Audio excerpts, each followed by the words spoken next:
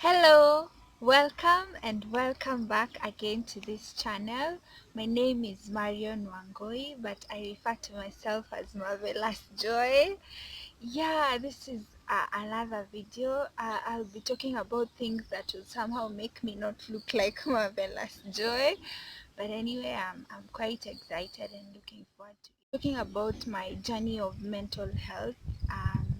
Yeah, how my mental health has been over the years, and I don't want to say that I am a case study. I realize that actually people out here are experiencing the problems or the difficulty of living with mental illness. So I am not actually an authority in this. It's not like I'm giving guidance on what people should do about it, but I'm just sharing how my journey has been in terms of mental health, and hoping that people will actually realize it's a real issue that can be handled, and we can make a difference in the lives of people and avoid probably more people having mental illness.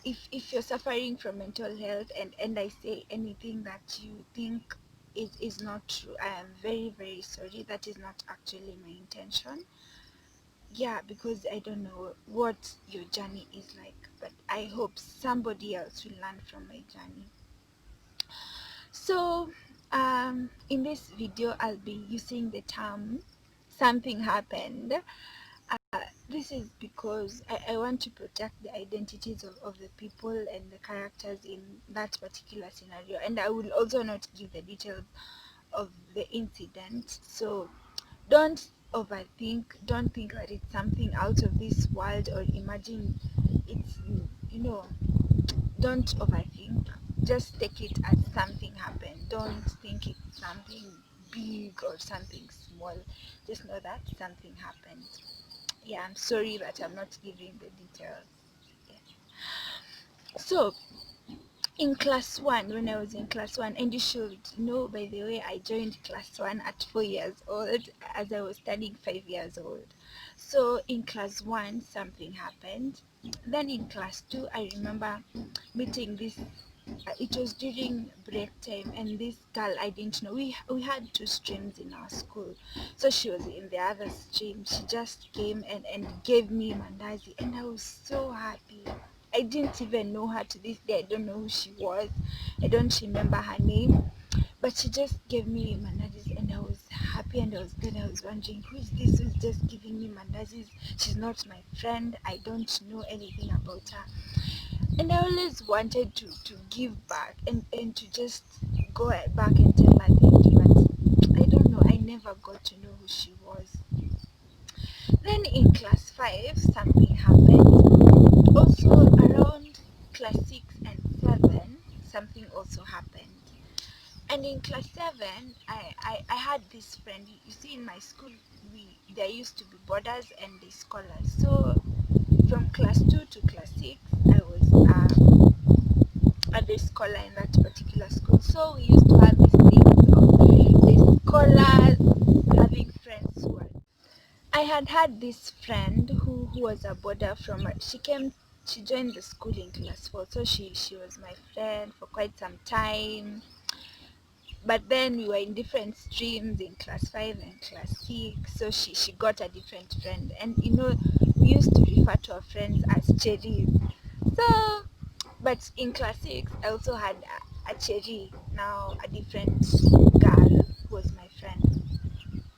So when we got to class 7, me and my cherry got to a different stream, and now the friend I had in class 4 now has with the cherry from class 6. They're now, we the three of us are in the same class. So things happened between them, and now her cherry now became my cherry, and I was somehow coming between their friendship. So I remember this one night. uh, the other people came to resolve the issues between us, because I'm coming between the two of them, and they decided I should leave the friendship with this other girl, so that the two of them can continue with the friendship. I know it's complicated, but I hope you are getting the scenario.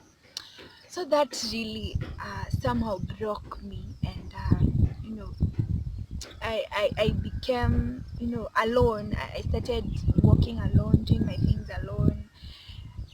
I remember that night I was writing a letter to my mom, and like asking her, why did you give birth to me? This was the kind of suffering I would experience. You should not even have given birth to me, But then I finished writing the letter, and I guess I tore it, and maybe it was somehow therapeutic. But I think there was this girl who was behind me and looking at what I was writing. She later told me, "Then niliona ulikuwa unaandika hiyo stuff." And I was like, "Oh, why did you do that?" Anyway, that was past. So from then on, I developed an attitude of not really trusting people, and like being closed in, with myself. Though I don't think this started here, because I remember a while back, my friends told me that I didn't want to be involved in people's lives. In that, if you're walking home and I start singing a song, you can't join me. If you join me, I will leave you and go and walk alone, because I just didn't want people participating in my things, or somehow just self-centered or selfish, or just wanting to be around myself. But I guess this particular incident increased that, in terms of I now continued being secluded, not sharing my life, and just being alone. But this particular incident, I think it shaped me in terms of realizing and understanding the pain of actually being alone. So from then on, I think I developed the attitude of, when we are somewhere, and maybe I'm with a crowd of friends, and all of us know each other, we engage in talks, and then somebody foreign, or somebody who doesn't know us comes, I will leave them and go and talk with this particular person, because I know how it feels to be alone, and not no one talking to you, and things around that. And if we are with people I know, and people are engaging in conversation, I will somehow withdraw. I don't know, that is just how sometimes I feel, how I experience my interactions with people. But then I go to high school, and something happens in Form 2. And this particular thing that happened in Form 2 could have actually broken me, like literally, and made my life very difficult in high school. But then I somehow look back and realize that actually it's just by the grace of God, that, or God was helping me and blocking me from realizing actually this is what happened. And if this if that had been in my mind, and been playing in my mind oftenly, I would have had a very difficult experience in high school. But I'm glad that I would not remember that particular incident during my Form 3 and Form 4 in high school. But then I used to remember what happened in class 6 and class 7. There's something that happened in class 6 and class 7. So at night, probably, maybe I've just finished praying and now I want to sleep. I then remember that thing, and it breaks me somehow. But then I just sleep and wake up the next day. I'm okay. And you should remember, now that I have learned to live alone. In high school, I actually didn't have any close friend. I was just living my life, in class, to the dormitory, back to class, the dormitory, back to class. That was my life. To campus, and my life in campus was just good, or it's just good. Unfortunately, I've not finished COVID-19. Yeah, so life in campus was just good. But then all these some things that happened would come, and I would remember all of them, and they would be very difficult to handle. Sometimes maybe I'm preparing for a particular exam. It's the next day, maybe at 8 a.m. in the morning. It's now 4 a.m. I'm still 4 p.m. Sorry, I'm still preparing for the exam. But then I remember the things that happened, and they come all of them crashing on me, and I can't read. I can't, the thoughts are just overwhelming. The thoughts are just too many, and I can't read. I can't prepare for the exam. I'm just there. I don't know what to do. I think, oh, I really need to call a counselor who can help me handle this situation. But then again, I never get to do it. But I would just calm down. Sometimes the only resolution would be to scream. I would scream, and somehow it would ease. Then I will just go back and be okay. That was the experience with these things that have happened right now are now coming when I am in campus, and now they're piling up, and they're somehow affecting me, but there is no one I can share with that this is actually what I'm thinking about, this is actually what I'm going through. Yeah, but there's no one, and they're really crashing, but yeah, I handle it, and it goes away. Then I am back to normal again. So the thing with me is I don't cry so much. I remember when I was used to be beaten back in primary school or at home or in I don't think I was beaten in high school, but yeah, I was beaten in high school. Yeah. I didn't cry. I just don't cry. When things happen, they hurt me. I don't cry. But there are times I have cried, and they have been very bad in public. I remember going for an interview recently, and I cried. It was so sad. But anyway, I just don't cry. But you see, there are times when I go and pray, and pour my heart out to God, and that is when I can cry and cry and cry my heart out. Those moments are always, therapeutic. But then when I prayed to God, I remember thinking, actually it was this year, early this year, I was thinking, actually God is not adequate, because I am praying and still these things are coming. I'm not finding comfort, as much comfort as I need to handle or to come through the situation that I'm in. But then I just, yeah, I thought God was not adequate. And I thought, I was actually reading a book, and the book was saying how we are actually meant to socialize with people, to be known by others in very intimate ways. So I somehow thought, because this book is saying for healing to come, you somehow need to interact with people. You don't, God is actually not adequate, and he can't help you through the problems that probably you face, the emotional problems you face in life. But I actually came to learn that that is not true. God is actually adequate. He helps us through those moments, and the fact that we need people in our lives, He's actually not against that. His word speaks of us needing other people in this journey of walking, or in this life. So you realize that he's actually adequate, in as much as he's always there with us. He's also telling us we also need other people. So he's not away from the picture of us needing solace with other people, but he's also in the picture because he's encouraging us to reach out to other people and to be social, and being known by someone in a very intimate way. So I say that I started the journey of being closed into myself.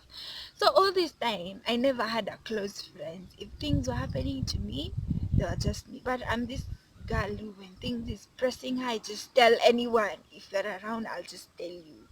I don't know, I just tell you. Just feel poor, even hivi. I just tell you, especially if you ask, I'll just tell you. But now you know, probably these were just surface things, not the deep things. So I remember praying in February. I wrote in my journal that, God, I need a friend. And a friend came. A friend came. I remember just this July, I was writing in my journal of how I have found a friend, the kind of friend I was praying for, and I was grateful to God. So I think that we as human beings really need to be known by someone, to share our lives, our intimate parts of lives with someone. I would still tell you it's not easy with that particular friend. I remember this particular conversation we have had, and I was like telling her, no, as in I was not ready and willing to open up to actually something that I had already hinted at her, and me wanting to tell her. Yeah, so I think in us as human beings, and even as I say about this as friends, I remember someone in just saying, "You see, me, I don't have any friend, but I'm just okay." So you don't need friends. They somehow drag you behind, and like they want to motivate you or something, just something along those lines. And I somehow bought into that. But I've actually come to realize we actually, all of us need that one friend, even if it's not true, who can really know us, whom we can really share our lives with and be known. And they can actually help us to be sober in our heads and in the way we handle things, and the moments where we are broken and we are hurt. So this is actually my experience with mental health. That, you see, it's just something simple, it's not something complicated. That's why I'm saying this is just the surface of what guys are actually going through out here, that